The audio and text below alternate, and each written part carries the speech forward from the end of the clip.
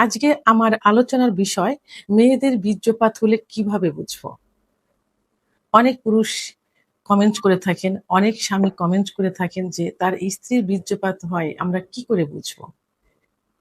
মেয়েদের বীর্যপাত এটাকে কি বলে? এটাকে ফিমেল ইজাকুলেশন বলে।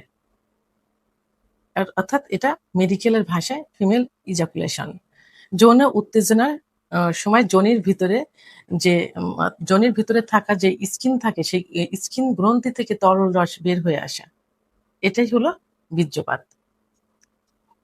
এই বীর্যপাতের যে মহিলাদের যে বীর্যপাত, এই বীর্যপাতের কালারটা অনেক সময় কিন্তু স্বচ্ছ হয়ে থাকে।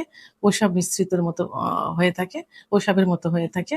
আবার অনেক সময় কিন্তু দুধের মতো সাদা হতে পারে। মহিলাদের যে বীর্যপাতটা হয়ে থাকে সেটা কালারটা দুধের মতো সাদা হয়, অনেক সময় প্রসাবের মতো কিন্তু হয়। তাহলে আমরা কিভাবে বুঝবো যে মহিলাদের বীর্যপাত হয়েছে? তো এই বুঝার কিছু উপায় আছে। উপায়টা হলো যে হঠাৎ করে দেখা যাবে যে যোনিপথের ভিতর থেকে তরল আ রস নিঃসরণ হচ্ছে।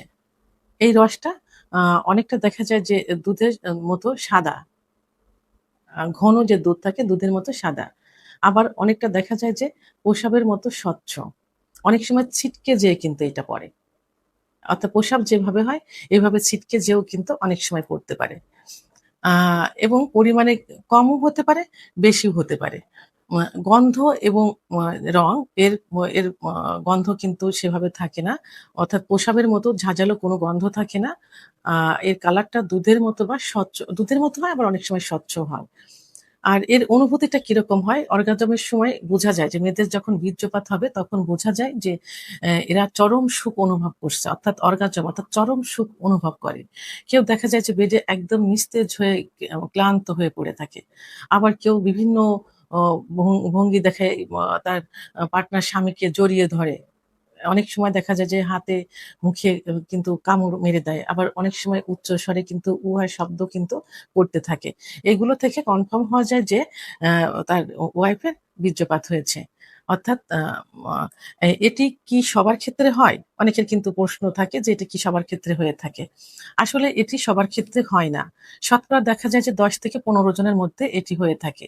কারণ মহিলাদের সেক্স কিন্তু লুকায়িত থাকে। তাদের সেক্স উত্তেজনা উঠাতে সময় লাগে। কোনো মেয়েদের দেখা যায় যে ১০ থেকে ১৫ মিনিট সময় লাগে, কোনো মেয়েদের ৩০ থেকে ৩৫ মিনিটও সময় লেগে থাকে। তো অনেক স্বামীর পক্ষেই কিন্তু এই সেক্স উত্তেজনা উঠানো বা অর্গাজম বা বীর্যপাত ঘটানো কিন্তু সম্ভব হয় না। কারণ অধিকাংশ পুরুষেরই কিন্তু আম অল্প সময়ের মধ্যে বীর্যপাত হয়ে যায়। তাদের যখন বীর্যপাত হয়ে যায় ঠিক সেই মুহূর্তে দেখা যায় যে তার স্ত্রীর শুরু হচ্ছে। মানে তার ভিতরে অর্গাজম আসছে। কিন্তু এর ভিতরেই তার স্বামীর বীর্যপাত হয়ে যায়। এই ক্ষেত্রে দেখা যায় যে সবারই সব মহিলাদের বীর্যপাত হয় না। মেডিকেল ভাষায় এটা ক্ষতিকর কিনা? না, এটা মেডিকেলের ভাষায় এই বীর্যপাতটা কখনোই ক্ষতিকর না। কারণ এটার গন্ধ, আলাদা রং আম আ এর গন্ধ থাকে না, আলাদা কোনো রং থাকে না। সেহেতু এটা ক্ষতিকর না, ক্ষতিকর তখনই হবে যদি তার মানে আলাদা একটা গন্ধ হয়, মানে আষ্টে মাছের যে একটা গন্ধ থাকে এরকম একটা গন্ধ যদি হয়ে থাকে এবং যদি সহবাসের সময় ভিতরে বীর্যপাত হওয়ার পরে যদি জ্বালাপোড়া করে, ব্যথা অনুভব করে এবং যদি সেখান থেকে রক্তের মতো কিছু লালচে বের হয় তখনই এটা ক্ষতিকর হয়ে থাকে।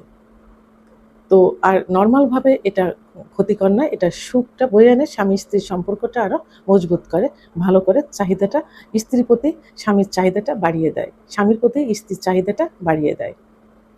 ইসলামিক এবং সামাজিক দৃষ্টিকোণ থেকে কি বলা হয়েছে? যে ইসলামিক দৃষ্টিকোণ থেকে আম আ যদি মহিলাদের বীর্যপাত হয় তাহলে এটি হাজ্জাতুল আকবর অর্থাৎ ফরজ গোসল করা। তো অর্থাৎ এটা হইলে ইসলামের দৃষ্টিকোণ থেকে অবশ্যই ফরজ গোসল করা তাদের জন্য ফরজ হয়ে যায়। অর্থাৎ গোসল করা তাদের জন্য ফরজ হয়ে যায়। আর সামাজিক দৃষ্টিকোণ থেকে যে স্বামী-স্ত্রী আ সহবাস করার পর যদি তারা গোসল না করে তাহলে অনেকে কিন্তু তাদেরকে একটু না অনেকটাই খারাপ দৃষ্টিতে দেখেন। কারণ তারা আ অনেক কিছু সকালে ঘুম থেকে উঠে যে নাপাক মনে হয়, নাপাক মনে করে বা নাপাকই সেটা হয়। তারা মা নামাজ পড়তে পারবে না, রোজা রাখতে পারবে না। প্লাস দেখা যায় যে ঘরের কিছু জিনিসপত্রে হাত দেওয়া যায় না। অর্থাৎ শুভ কোনো কাজ কিন্তু তারা করতে পারে না সামাজিক দৃষ্টিকোণ থেকে। তা এই জন্য ইসলামিক যে নিয়মটা আছে সেই নিয়মটা সহবাসের পর স্বামী স্ত্রী বীর্যপাত হওয়ার পরে অবশ্যই গোসল করে নিতে হবে। তাহলে সামাজিকভাবে এবং ইসলামিকভাবে সে সুস্থ এবং স্বাভাবিক থাকবে। তো এখন সর্বশেষ একটা কথাই বলব যে মেয়েদেরও কিন্তু বীর্যপাত হয়। এটা অনেকে বুঝতে চায় না, বুঝতে পারে না। এবং এটাই কিন্তু চরম সুখ কিন্তু। আর এই সুখটা সব পুরুষে দিতে পারে না। কিছু, কিছু পুরুষ এই সুখটা দিতে পারে যারা দীর্ঘ সময় সহবাসে লিপ্ত থাকতে পারে। আর এই বীর্যপাত ঘটানোর জন্যই কিন্তু মেয়েরা দীর্ঘ সময় সহবাস করাকে পছন্দ করে। দীর্ঘ সময় ফোরপ্লে সহ দীর্ঘ সময় সহবাস। কারণ দীর্ঘ সময় সহবাস করলেই সেই মহিলাকে বীর্যপাত ঘটানো সম্ভব হয়। এবং তখনই স্বামী স্ত্রীর সম্পর্কটা মধুর হয় এবং সে মেয়েটা তার স্বামীর কি থাকে বাধ্য থাকে, কারণ মেয়েরা টাকা পয়সা বাড়ি গাড়ি কিন্তু চায় না, চায় স্বামীর ভালোবাসা। ভিডিওটি সম্পর্কে যদি কোনো মতামত থেকে থাকে অবশ্যই কমেন্টের মাধ্যমে জানাবেন। আর ভিডিওটি ভালো লাগলে লাইক, কমেন্ট, সাবস্ক্রাইব করে আমার সঙ্গে থাকুন। আল্লাহ হাফেজ।